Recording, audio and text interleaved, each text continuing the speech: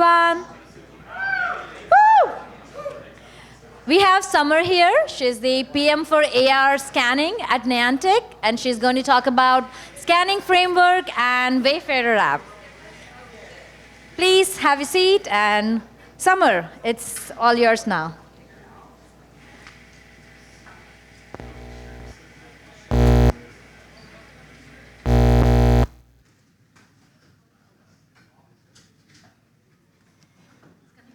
Can I get started?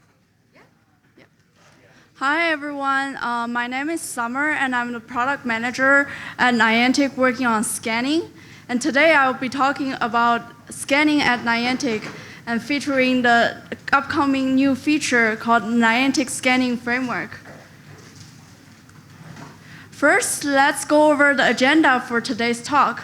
First, I will be giving you an overview of scanning at Niantic, and then I'll dive into scanning for VPS. Hopefully some of you already attended the talks about VPS earlier today, so you already have some context.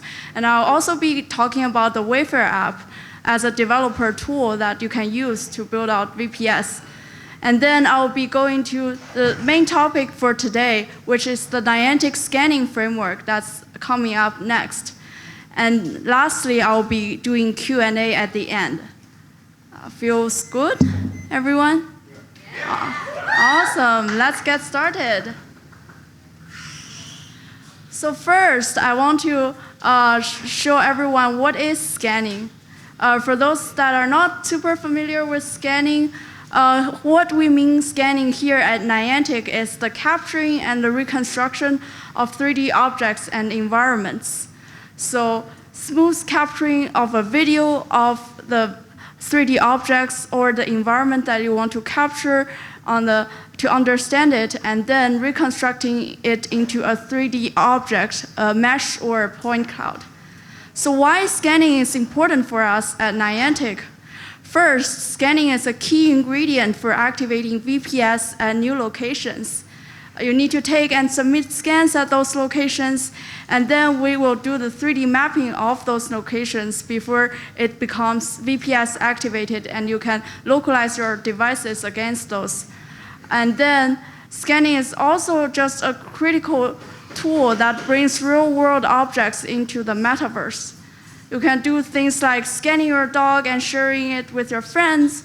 You can scan a pair of sneakers and try it on in AR. And you can do a lot more with scanning without the need to know how to do 3D modeling or how to code. So that's also a cool experience we would like to invite you on as well with scanning. Next, let me talk about scanning for VPS. So first, what is VPS? For those that don't know, VPS, also known as the Visual Positioning System, is a service that we provide at Niantic that allows you to synchronize your device with your surroundings within centimeter level accuracy. And in order to activate VPS at locations, scanning is one of the key ingredients. Think about VPS as a cake, then a scan would be a cup of flour. And we use the scans to build the map, which is analogous to baking the cake on the back. And then with VPS activation, you will be able to query your camera image against the 3D map that we built to figure out where you are. So that's the technology behind VPS. In order for the map to be good for localization, scanning is very important, and there are certain techniques you need to do while you take those scans for VPS. So here is an example video of how you should be taking a scan for VPS. This video is taken at the Gandhi statue in San Francisco near the Ferry Building. And you can see you need to fully capture the location under a slow and steady movement. And also you need various scans and different movement patterns so that we can capture the different features of the location under different conditions. So they can be captured by the map and then used for localization to tell where you are with VPS.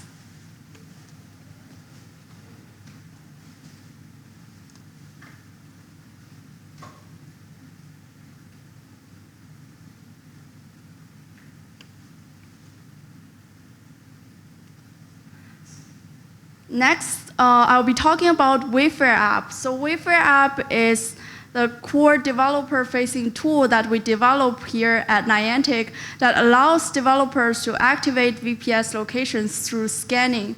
You can also nominate new locations for VPS via the Wayfarer app as well. And Niantic, we call those locations wayspots. So with Wayfarer app, you can submit scans and also wayspot data from the Wayfarer app and also request VPS activation once the criteria are met. After the wayspot is activated, you will be getting notified of the activation status about it so you can go test it out within the Wayfarer app by yourself before using those locations in your application. We want to make sure the wayspot data are fresh and also the VPS map are also fresh so that they're also fresh in our own Niantic games and also in your apps as well. So you can also use the Wayfarer app to create edits of those locations or report those locations if they are taken down. And that way it helps us keep our map up to date. And in addition, you can also submit more scans of those locations once it's updated and request reactivation through the Wayfarer app so the 3D map of the world is also up to date. The Wayfarer app is currently available in beta on both Apple Test Flight and on Google Android Play Store. So feel free to download and try it out. Yeah, and in addition to the Wayfarer app, we also have scanning as part of the game mechanisms in our games, like Pokemon Go and Ingress. So scans that are uploaded from Pokemon Go and Ingress, along with the scans from the Wayfarer app, are all contributing to building the 3D VPS map. In addition, we also have a product called Scaniverse, which is a fun scanning and sharing app. For those of you that are not familiar with Scaniverse, we actually built the scanning framework with the Scaniverse technology. So this is the app that has the core technology that we use to build the scanning framework, which is going to be the main topic of this talk. Yeah, and then let's dive into the Niantic scanning framework. So that's different than all the previous products that I just mentioned. It's a set of Unity APIs that will allow everyone here to integrate in your own Unity app that allows your end users to do scanning for your own use cases. I'm going to play a quick trailer to introduce the scanning framework here.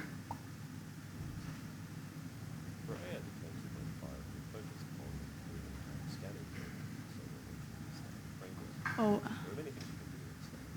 I think the audio is not going through. Yeah, but I can also talk over. So, for instance, you can build this app and do some copy pasting with the scanning framework, and you can copy paste this cooler and also use some physics to place it in the real world in AR.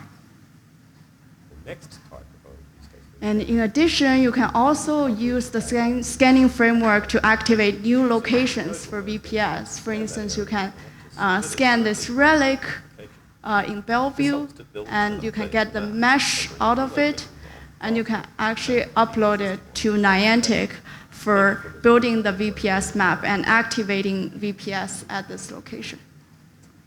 So yeah, it's coming up soon. In public beta, and I will be diving into the different steps and APIs we provide within the scanning framework next. So here is an overview of the scanning workflow that you can quickly set up with the scanning framework. So the steps 2 and 3 are the core scanning workflow. So if you want to get a mesh out of the scan, you only need those 2 steps. Essentially, it's just for your end users to take the scan and then process it into a 3D textured mesh. And steps 1 and 4 are designed for you to leverage your users to activate new VPS locations using the scanning framework. So you don't have to physically go there to activate new locations. You can leverage your end users to go scan locations near them and upload directly to Niantic. And you can request building of those VPS maps around your end users and incorporate those into your own applications so that they can enjoy the VPS gameplay right within your app. Yeah, let's dive into the details of each step. So first, it's the scan target API that's corresponding to the step 1 that I just showed in the workflow. So the scan target API is designed for your end users to find out where are eligible for VPS near them so that they can go scan those locations and activate VPS on those locations.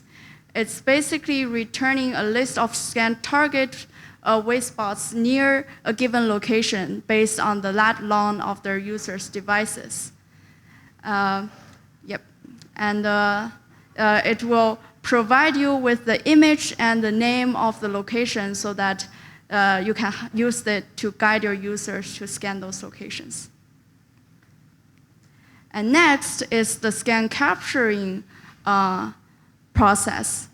So you can see, in order for those who are not very familiar with 3D scanning, we actually built in 3 visualizations that depend on voxel and raycast data to help guide your end users where they have and have not covered in their scans so that they can take better scans, build better meshes, and also help us build better maps. So those are the 3 different visualizations we provide within the ARDK to allow you to do it. And if you're an advanced Unity developer and would like to customize and build your own shader or visualization, you can also do that as well. For those who are already familiar with Scaniverse, the first visualization of the red stripes is actually exactly the same as the visualization we have in Scaniverse. In addition, scan capturing supports pausing and resuming so that your end user can take a break while they're scanning and then resume. Or if there's a large group of people coming by and they're not comfortable filming those people, you can pause and resume. And in addition, if you want to upload your scan for building VPS, you want to make sure the scan target ID is set on the scanner before it gets scanned and uploaded. The next step is scan processing. So that's actually the exciting step that processes a video or a scan into a 3D textured mesh. And it all happened on device. So a textured mesh would be immediately available, which is a Unity mesh with a JPG texture will be immediately available after your user takes a scan.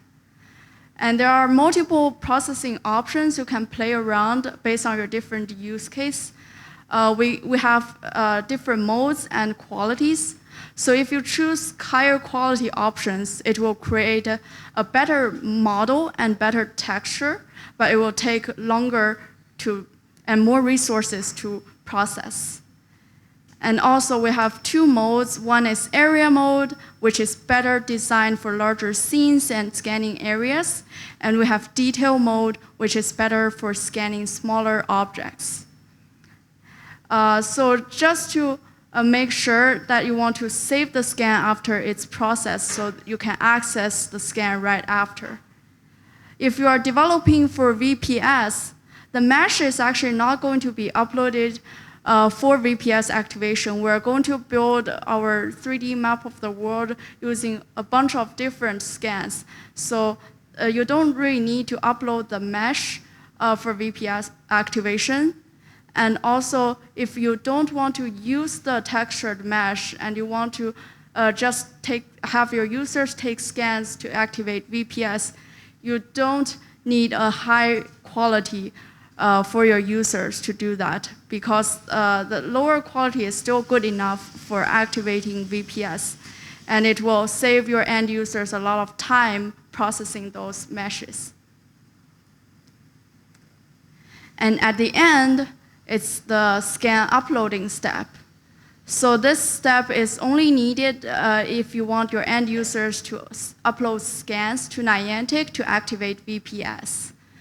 A valid saved scan can be uploaded at any time after the scan is taken and saved.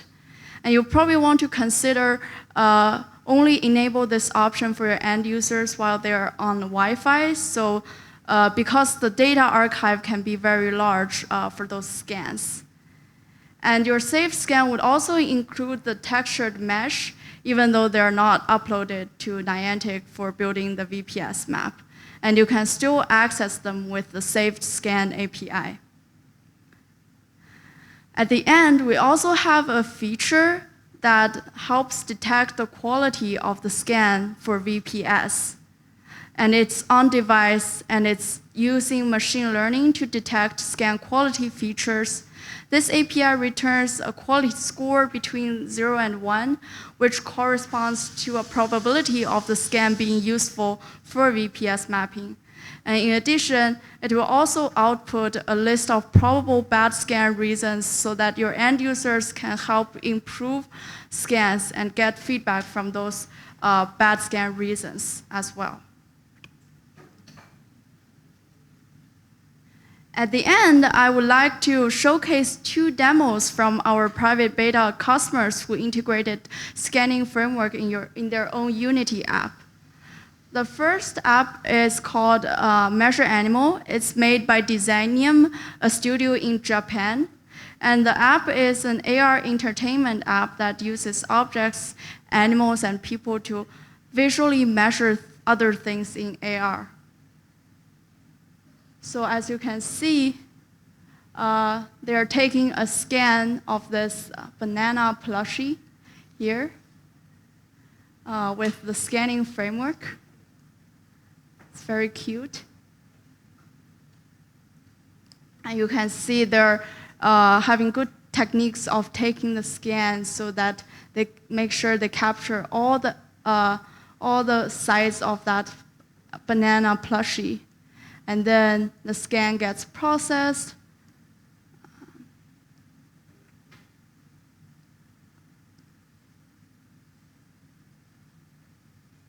You immediately get that banana plushie scan right away. And they're just putting that down alongside of the real object. And they actually developed a cropping tool so that you can crop out the parts that you don't want from that scan and only keep the banana plushie part. And then they can actually use it to measure other things in AR. So what's cool about this app is that you can measure distances, areas, and also volumes. So that's a really fun and exciting app.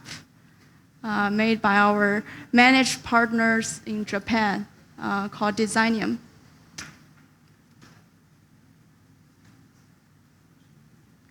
And next, I would like to showcase a demo from Team Morphe. They have an app called the Morphe app, which is a mobile platform that creates and remixes animated XR experiences. And they use the scanning framework to scan a subway entrance in New York City and brought that into the wild. So it's a cool AR experience that you can bring this real-world entrance into another place, basically teleporting that. So after the 2 exciting demos, I would like to encourage everyone to try things out. So for iOS users, on the right-hand side, there's a QR code that you can download Scaniverse right away and try it out on your iPhone or iPad. And the Niantic scanning framework is going to be in ARDK 2.5.1 that's coming out very, very soon into the public beta. So stay tuned on that. And the Wayfarer app scanning will also soon be powered by the scanning framework as well. And we're also expecting new features coming up, like first-time scanning onboarding, on-device scan quality feedback, so that it can better guide people who are not super familiar with scanning how to take good scans. And additionally, Ingress portal scanning feature will also be powered by the scanning framework soon. So stay tuned with all the updates we're going to share in the next few months. And I'm very excited for everyone here to try out the scanning framework as well. And that's the end of my talk. And yeah, please ask questions as you like.